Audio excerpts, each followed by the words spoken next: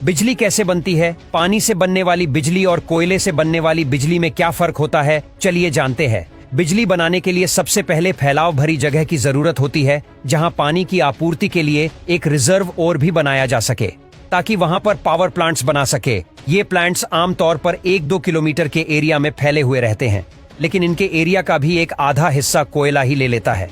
आखिर कोयले की ये दादागिरी क्यों है, आइए आपको डिटेल में समझाते हैं।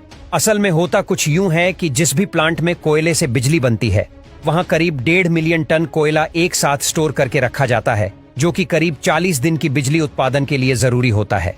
अब जब 1.5 मिलियन टन कोयले को रखना है तो जगह तो चाहिए, लेकिन बात यह भी है कि इन कोयले को यूं ही कहीं नहीं रख सकते, इसलिए इसे एक अलग से कोल यार्ड में स्टोर किया जाता है। सबसे पहले कोयले रेलगाड़ियों में भरकर प्लांट तक आते हैं, फिर एक एक करके सारे डिब्बों को एक निर्धारित जगह पर लाकर उसे एक मशीन के द्वारा पूरा ही पलट देते हैं, जिससे कि उस डिब्बे का सारा कोयला कोल यार्ड में नीचे चला जाए और एक कन्वेयर बेल्ट की मदद से इन कोयले को आगे की तरफ भेज देते हैं, जहां इन्हें एक जगह पर अव्यवस्थित ढंग से रखा जाता है। फिर उस पर पानी डाला जाता है। इसके बाद उन्हें बड़ी सी मशीन की मदद से क्रश करके पाउडर में बदल दिया जाता है, क्योंकि ऐसा करने से इनका सरफेस एरिया बढ़ जाता है और साथ ही कोयले के अंदर जो अशुद्धियां होती हैं उन्हें अलग किया जा सके।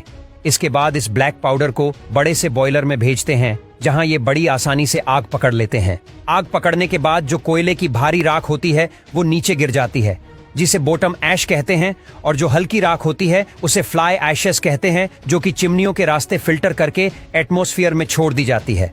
अब जो आग लगी रहती है वह सीधा उन ट्यूब्स को बहुत ज्यादा मात्रा में हिट पहुंचाती है, जिनमें पानी भरा रहता है। ये सारी ट्यूब हिट से पानी को भाप में बदल देती है। अब जब ये भाप सुपर हिट हो जाती है तो इसे उन्हीं पाइप की मदद से आगे भेजा जाता है।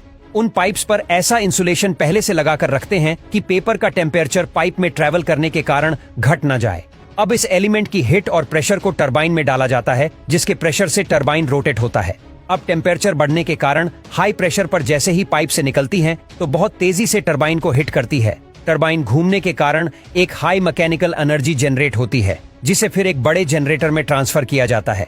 बड़े से जनरेटर में होता कुछ यूं है कि मैकेनिकल पावर के कारण उनके पास जो मैग्नेटिक फील्ड होती है वो डिस्टर्ब हो जाती है, जिसके कारण उनमें इलेक्ट्रिसिटी जनरेट होने लगती है, जिसे कहीं स्टोर नहीं कर सकते, बल्कि उसकी जगह उसे स्टेप ट्रांसफार्मर की मदद से आगे के सब स्टेशनों पर ट्रांसफर कर देते हैं।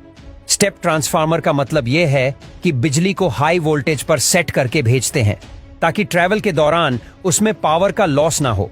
इसे आप इस उदाहरण से समझ सकते हैं कि आपके घरों के पास जो ट्रांसफार्मर लगे होते हैं वो स्टेप डाउन ट्रांसफार्मर होते हैं, जो ज्यादातर 220 या 240 वोल्ट की बिजली आपके घरों तक पहुंचाती है। प्लांट्स में अभी एक जरूरी प्रोसेस ये होता है, और वो है भाप को फिर से ठंडा करके पानी में बदल जाना।